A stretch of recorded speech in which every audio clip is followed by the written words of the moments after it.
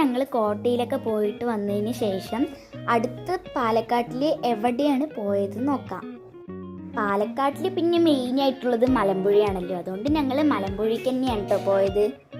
അവിടേക്ക് കയറി ചെന്നപ്പോൾ പിന്നെ നിറയെ ടോയ്സും എല്ലാം ഉണ്ടായിരുന്നു. പിന്നെ ഞങ്ങൾ ഉപ്പിലിട്ട സാധനങ്ങളൊക്കെ മേടിച്ചിട്ടുണ്ടായിരുന്നു കേട്ടോ. അങ്ങനെ ഞങ്ങൾ അതൊക്കെ കഴിച്ചുകൊണ്ടിരിക്കുമ്പോഴാണ് ഒരു സത്യം മനസ്സിലാക്കുന്നത്. അവിടുത്തെ പാർക്കൊക്കെ ക്ലോസ്ഡ് ആണ്, റീവർക്ക് ചെയ്യുകയാണെന്ന്. അപ്പം ഞങ്ങൾ അക്വേറിയത്തിൻ്റെ അവിടെ പോയി പല പല തരത്തിലുള്ള മീനുകളിനെയൊക്കെ കണ്ടു. ഞാനിതിനു മുമ്പും കുറേ പ്രാവശ്യം മലമ്പുഴയ്ക്ക് വന്നിട്ടുണ്ട്. നിങ്ങളും മലമ്പുഴയ്ക്ക് വന്നിട്ടുണ്ടോ ഗൈസ്? നല്ല നല്ല ഭംഗിയുള്ള മീനുകളാണ്.